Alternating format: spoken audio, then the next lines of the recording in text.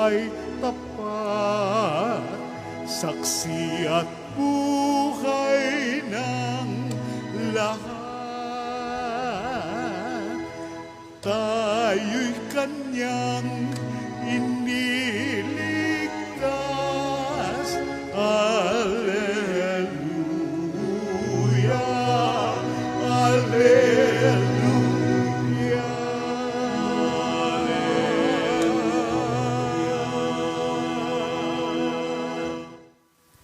Sumainyo ang Panginoon. At sumaiyo rin. Ang mabuting balita ng Panginoon ayon kay San Marcos. Papuri sa iyo, Panginoon. Noong panahong iyon, nagsimulang magsalita si Jesus sa mga punong saserdote, mga iskriba at matatanda ng bayan sa pamamagitan ng mga talinghaga.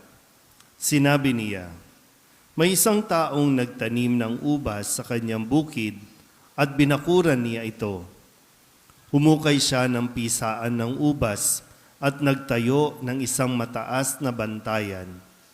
Pagkatapos, iniwan niya ang ubasan sa mga kasama at siya'y nagtungo sa ibang lupain.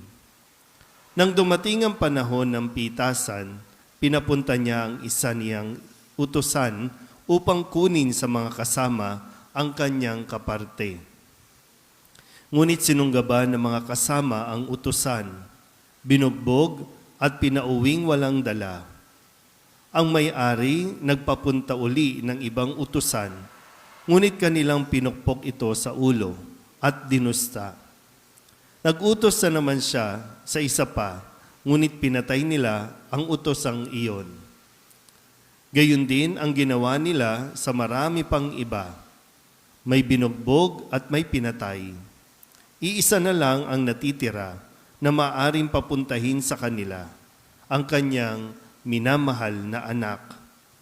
Ito ang kahuli-hulihang pinapunta niya. Igagalang nila ang aking anak, wika niya sa sarili. Ngunit ang mga kasamay nag-usap-usap. Ito ang tagapagmana.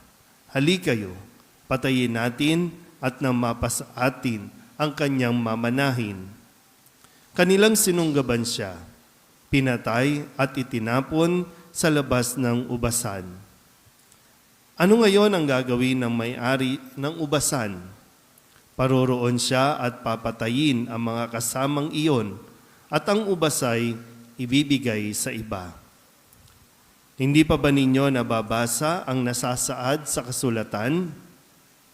Ang batong itinakwil ng mga tagapagtayo ng bahay ang siyang naging batong panulukan. Ginawa ito ng Panginoon at ito'y kahanga-hanga. Tinangka ng mga pinuno ng mga Hudyo na dakpin si Jesus sapagkat nahalata nilang sila ang pinatatamaan sa talinghagang ito. Ngunit takot naman sila sa mga tao, kaya't hindi nila siya inano at sila'y umalis. Ang mabuting balita ng Panginoon. Pinupuri ka namin, Panginoong Hesukristo. Maupo po ang lahat. Isang magandang gabi po sa inyong lahat. Ngayon po ay Lunes ng 9 na linggo ng karaniwang panahon. Matapos natin marinig ang mga pagdiriwang nitong mga nakalipas na linggo, narinig natin ang dakilang kapistahan ng pag-akyat ni Jesus sa langit, ang dakilang yung pagdiriwang ng pagbaba ng Espiritu o yung Pentecost Sunday. Tapos niyan ay yung dakilang kapistahan ng kabanal-banalang Santissimo Trinidad o Banal na Santatlo. Anong sumunod doon? Ano yung sumunod? Corpus Christi, ang dakilang kapistahan ng kabanal-banalang katawan at dugo ni Kristo. Ngayon ay nagbabalik na tayo muli sa mga tinatawag nating mga karaniwang panahon. At sa mga susunod na mga araw, susunod na mga linggo, ang ipapahayag sa atin ay ang mga tinatawag na public ministry ni Jesus. Kung paano siyang nakikipag-usap, paano niya hinaharap yung mga bashers niya noong panahong iyon, paano niya itinuturo sa mga tao ang mabuting balita. Kaya ngayon, sa mula ng linggo natin, nagbigay si Jesus ng isang talinghaga tungkol sa may-ari ng ubasan, no, na siyang nagtanim, nagbungkal at naglagay ng bakod at sa kanya ipinagkatiwala sa kanya mga kaibigan o mga kasamahan. Ginawa niya na iyon. No? Pero ito ay talinghaga upang maituro dito sa mga matatanda ng bayan, saserdote, mga iskriba, no, na kung ano ang nangyayari sa kanila pong panunungkulan o paglilingkod. Kung atin po, no, nawa mas makita rin natin, no, kasi sa kwento ng talinghaga, yung may-ari ng ubasan, ginawa niya na lahat. Inihanda niya lahat, nagbungkal, nagtanim, naglagay ng bakod, okay na lahat yon. Pinababantayan na lang doon sa mga kasama. At alam nung may-ari kung kailan ang anihan. At yung panahon ng anihan ay nagpapunta lang siya para kumuha lang ng kaparte. Naintindihan ba yung kwento? Hindi siya nagpadala ng tao para bawiin ang lahat ng iniwan niya. Kundi ang gusto lang niya makakuha ng kaunting tubo o yung share. Kung tutuusin kanya lahat yon, pero ang gusto lang niya, share lang. Kasi nga, ipinagkatiwala niya ito dun sa mga tao at deserve din naman nila na magkaroon ng bahagi. Pero ano nangyari din sa mga kasama? Naging swapang. Inari na nilang kanila ito at atin na ito. Kaya lahat ng pinapunta ng may-ari, pinatay, binugbog, hanggang sa kahuli-hulihan, yung anak ay kanila ding ipinapatay. So ngayon, yung tanong ni Jesus, kung kayo yung may-ari ng ubasan, ano ang gagawin ninyo doon sa mga kasamahan na iyon? Sige nga. Halimbawa po, sa mga nangungupahan dito, marami dito, mga nangungupahan. Sabihin nyo nga, nangungupahan. Kanino yung bahay? Sabihin nyo nga sa katabi ninyo, hindi sa inyo yan. Di ba? Minsan nagiging ganun yung pag-uugali kasi kala natin, atin na. Pati yung kalyeng ito, kala natin, atin. Kaya minsan nagagalit tayo kapag may naglalaro dyan. May mga batang naghahabulan dito. Pero kailangan lang natin maintindihan, no, yung talinghaga. Kasi hindi atin ito. Kahit yung mga inupahan nyo, hindi inyo yan. Pero ang inaasahan, aalagaan nyo. Kaya nga yung may-ari, pumupunta lang para humingi lang ng upa, yung bayad lang, no, yung upa lang. Hindi naman kayo paaalisin. Pero kadalasan po, no, kung ano ba itsura nitong Solidad dati? Nitong Kamba? Ha? Anong ginawa natin dito? Ha. So, sa tingin nyo ba, deserve pa nating manatili dito? Kasi, di ba, parang, naiintindihan ba? Kasi may mga ipinagkatiwala sa atin, pero kung hindi man natin inaabuso, pinababayaan natin. Dahil kung tutuusin, wala tayong kung anumang maituturing na atin kasi nung bago pa tayo ipanganak sa mundong ito, naririyan na yan. Ultimong buhay natin, hindi natin yan may pagmamalaking akin.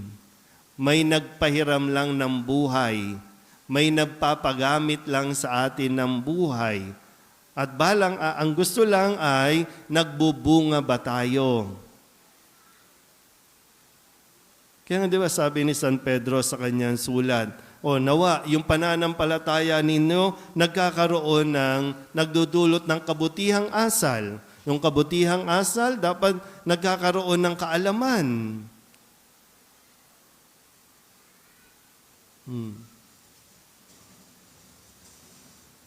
Anong gagawin natin? Minsan, madalas lang tayo, no? Kapag may kailangan, todo-todo nobina tayo. Ngayon, nag-start tayo, nagsisimula tayong magnobina kay San Nicolas. San Nicolas na tinatawagan natin na sana iligtas tayo sa sunog. Sana mailigtas tayo o maiahon yung mga nasa purgatorio.